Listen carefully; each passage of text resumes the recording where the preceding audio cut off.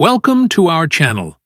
If you've ever walked away from a conversation feeling like you didn't quite get what you wanted, or worse, that you compromised too much, then this is for you.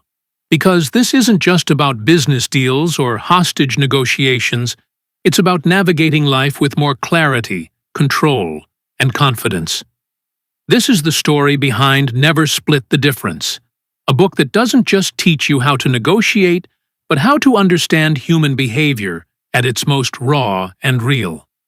Chris Voss, the former FBI hostage negotiator, didn't learn negotiation theory in a quiet classroom. He learned it face-to-face with bank robbers, terrorists, and kidnappers. And in those high-stakes situations, one truth emerged. Compromise isn't always the solution. In fact, sometimes splitting the difference can be the worst possible move. Chapter 1. The Price of Compromise. Chris Voss begins with a simple yet jarring idea. When you split the difference, you often lose. Imagine negotiating with a kidnapper. Your child is being held hostage, and the kidnapper demands $1 million. You don't say, "How about we meet in the middle at $500,000? That's not negotiation. That's surrender. In real life, especially in moments of deep conflict, compromise can cost more than you're willing to pay. This same principle applies to everyday decisions. Whether you're negotiating a salary, buying a car, or dealing with conflict in a relationship, the goal isn't to meet halfway. It's to understand the other side so deeply, so clearly, that you can guide the conversation toward a resolution that works for you, without manipulation, without force. Chapter 2. Tactical Empathy. Seeing without judging. Tactical empathy is the beating heart of Voss's method. It's not about agreeing with the other person. It's about acknowledging their perspective.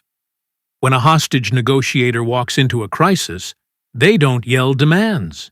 They listen, deeply, carefully, purposefully. Voss learned that the quickest way to disarm someone is to show them they've been heard. That's when walls fall down. That's when the conversation shifts.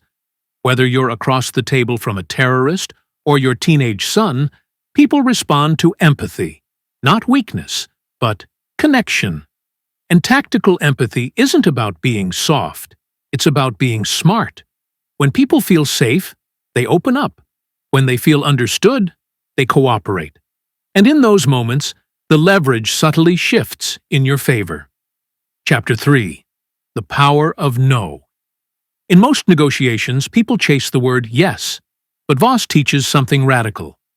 No is where the real conversation begins. Why? Because yes is often a trap.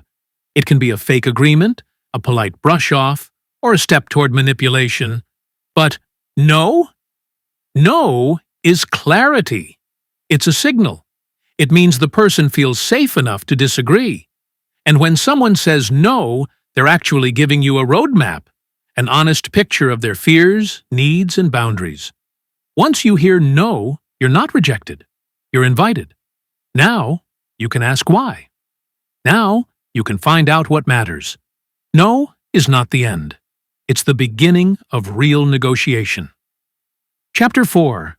Mirroring and Labeling. The FBI's secret weapon isn't threats or bluffs. It's listening. Mirroring is a simple tactic. Repeat the last few words the other person said. That's it. No tricks, no pressure, just reflection. And yet, it works. People feel encouraged to keep talking, to clarify, to reveal more. Then comes labeling. This is the moment you name what they're feeling. It seems like you're frustrated. It sounds like you're under a lot of pressure. It's not a guess. It's an offering.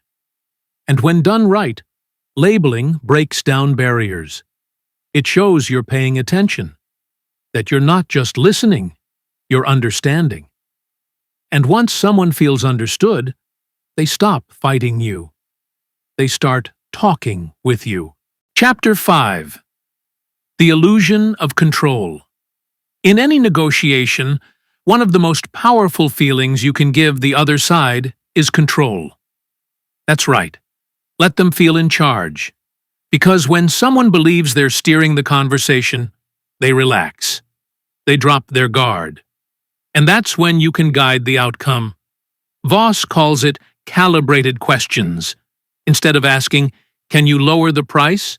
ask, "How am I supposed to do that?" Instead of saying, "That doesn't work for me," try, "What about this deal makes it hard for you?" These questions shift the burden. They make the other person think. They engage the brain's problem-solving mode. And suddenly, without realizing it, the person across from you is working to solve your problem. Chapter 6. Mastering the Moment. One of the most dangerous traps in negotiation is emotion. Fear, ego, frustration, they cloud judgment. They rush decisions. Voss learned early on that staying calm under pressure is not just important, it's essential. But he also knew that you can use emotion wisely. A well-timed pause, a calm voice, a question that flips the narrative. These moments define the conversation. Chris often uses the term late-night FMDJ voice. Slow, warm, reassuring. Because tone changes everything. It's not just what you say, it's how you say it. People mirror your energy. If you're calm, they calm down.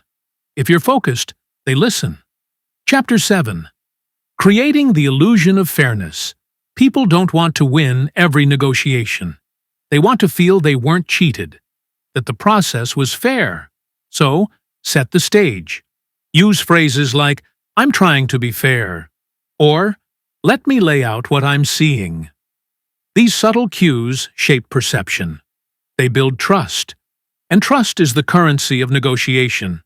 When people feel you're being fair, even if they don't get everything they want, they walk away satisfied. Chapter 8. When the stakes are high, some of the most powerful lessons in Never Split. The difference come from moments when lives were literally on the line. In those moments, theory goes out the window. What remains is human instinct, clarity, and connection. Chris Voss once negotiated the release of a hostage in the Philippines. It wasn't strategy alone that worked. It was empathy, listening, patience, and pressure woven together. These skills weren't just for FBI agents. They were life skills, universal, unshakable.